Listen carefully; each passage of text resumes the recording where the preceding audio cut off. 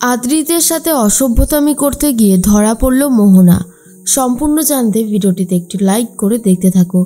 গল্পের শুরুতেই দেখা যায় সেবন্তী দায়িত্ব দিয়ে গেছে মোহনাকে রান্না করার জন্য, কিন্তু মোহনা কোনোভাবেই রান্না করে উঠতে পারে না।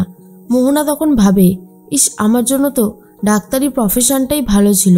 এই রকম ভাবে আমি তো কোনোদিনও রান্না বান্না করিনি, তো আমি পারবো কি করে? আর এদের যা বড় গোষ্ঠী, এই সবার জন্য রান্না করতে গেলে আমার অবস্থা অনেক খারাপ হয়ে যাবে। কী যে করি বুঝতে পারছি না। তবুও মোহনা রান্না করবার চেষ্টা করে। ঠিক সেই মুহূর্তেই চলে এসেছে শুভ, অর্থাৎ লাকি। লাকি এসে বলে, ম্যাডাম, আপনি রান্না শুরু করেছেন, আপনি তো গ্যাসই অন করেননি, তাহলে আপনি রান্নাটা করবেন কি করে? তখনই মোহনা ভাবে মনে মনে, নাও এবার তোমাকে একটা কাজের জ্ঞান দিচ্ছে। এর মধ্যেই ঠাম্মির কাছে চলে গেছে সেবন্তী আর বলে, মা, আমি চিরকালই দেখেছি আপনার মধ্যে একটা অতিরিক্ত ধৈর্য রয়েছে, আপনি সব কিছুই খুব ভালো বুঝতে পারেন, কিন্তু আপনি আমাকে একটা কথা বলবেন, শুভ এইভাবে আমাদের সবাইকে ছেড়ে কি করে রয়েছে? বিশেষ করে কেশবের জন্য কি ওর একটুও মন খারাপ হচ্ছে না? কোথায় রয়েছে, কি করছে, আমরা কিছুই বুঝতে পারছি না। ঠাম্মি তো সবটাই জানে, কিন্তু ঠাম্মি সেবন্তীকে কোনো কিছুই বলে না, শুধু এটুকুই বলে, সময়ই পারবে সব কিছুকে ঠিক করে দিতে, তাই তুমি একটু অপেক্ষা করো, দেখবে সব ঠিক হয়ে গেছে, শুধুই একটু অপেক্ষা তোমাকে করতে হবে। এর মাঝখানেই মনে মনে একটা কথাই সেবন্তী ভাবছিল, শুভ যেদিন আসবে সেদিন যেন সব ঠিক হয়ে যায়। শুভ সত্যি এই পরিবারের লক্ষ্মী। ও এই পরিবার থেকে যাওয়ার পরেই পরিবারটার একদমই ভাঙন ধরে গেছে, এসবই ভাবছিল।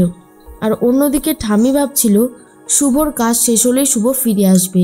শুভ যে তোমাদের কত কাছেই আছে তোমরা সেটা জানো না, তবে যেদিন জানবে সেদিন বুঝতে পারবে কেন শুভ ছদ্মবেশে থেকে মোহনার মুখোশটা খুলেছিল। এর মধ্যেই মোহনা কোনোভাবে রান্না করে উঠতে পারে না। ঠিক সেই মুহূর্তেই শুভ তখন বলে, রান্নাটা করুন ম্যাডাম, নাহলে কি করে হবে? আর আপনাকে একটা কথা জিজ্ঞেস করব, আপনার তো বেবি বাম দেখা যাচ্ছে না। সব শোনার পরেই মোহনা আরও বেশি করে রেগে যায় আর বলে, এই শোনো, তোমাকে এত জ্ঞান দিতে কে বলেছে? আমি কি তোমাকে বলেছি? তোমাকে এত জ্ঞান দিতে হবে না। আর একটা কথা, বেশি বাড়াবাড়ি করলে না, আমি কিন্তু তোমাকে আর এই বাড়িতে কাজে রাখবো না।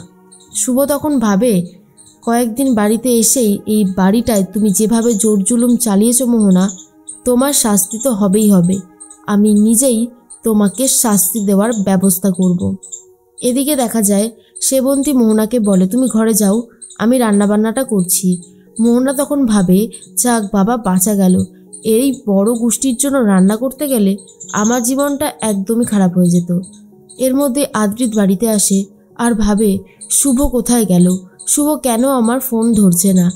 এর মধ্যেই ঠাম্মি ঠিক করেছে মোহনার কাছে কেশবকে দিয়ে যাবে। আর কেশবকে সামলাতে না পেরে মোহনা তো খুব রেগে যায়, রীতিমতো মোহনা মারতে যায় কেশবকে। ঠিক তখনই শুভ এসে বলে, আমাকে দিন ম্যাডাম, আমি বাচ্চা খুব ভালোভাবেই সামলাতে পারি, বলেই নিয়ে নেয় মোহনার কাছ থেকে। এর মধ্যেই সেবন্তী বলে, তুমি তাহলে ওকে ঘুম পাড়িয়ে দাও, আর কোনো অসুবিধা হলে অবশ্যই আমাকে ফোন করো। তখনই আদ্রিত শুভকে বারবার করে ফোন করতে থাকে। শুভ তখন ভাবে, আদ্রিত বারবার যেভাবে আমাকে ফোন করছে, এইভাবে ফোন করতে থাকলে আমি একদিন ঠিক ধরা পড়ে যাব। না না, কিছুতেই ফোন ধরা যাবে না। এর মধ্যে মোহনা ভাবে, এইভাবে আয়ানকে কাছে পাওয়া যাবে না। আয়ানকে কাছে পেতে গেলে আমাকে আরেকটু কাঠখড় পোড়াতে হবে। আর সেই জন্য মোহনা একটা অন্য রকমের ফোন দিয়ে আটে, যেটা আদি বুঝে উঠতে পারেইনি। আদ্রিত তো বারবার চেষ্টা করছে ফোনে পাওয়ার জন্য শুভকে, কিন্তু পাচ্ছে না, শুভ ফোনই ধরছে না। এরপরে আদ্রিত ঘরে এসে দেখে শুভ তার সামনে দাঁড়িয়ে আছে, কিন্তু না, সেটা শুভ ছিল না, সেটা ছিল মোহনা।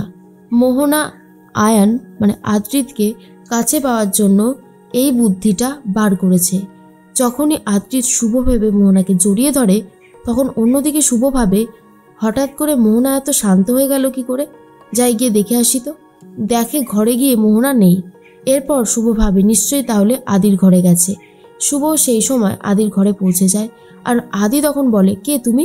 তখনই মোহনাকে দেখে প্রচণ্ড রেগে গেছে আদ্রিত আর বলে, মোহনা, সব কিছুর একটা লিমিট থাকে আর তুমি সেই লিমিট ক্রস করে যাচ্ছ কেন? মোহনা তখন বলে, আয়ন, আমি তোমাকে ভালোবাসি, তোমার সন্তানের মা হতে চলেছি আমি, আর তুমি আমার সাথে এইরকম ব্যবহার করছো। আদ্রিত বলে, শোনো, যেটা হয়েছে সেটা ভুলবশত হয়েছে, সেটা ইচ্ছাকৃত হয়নি।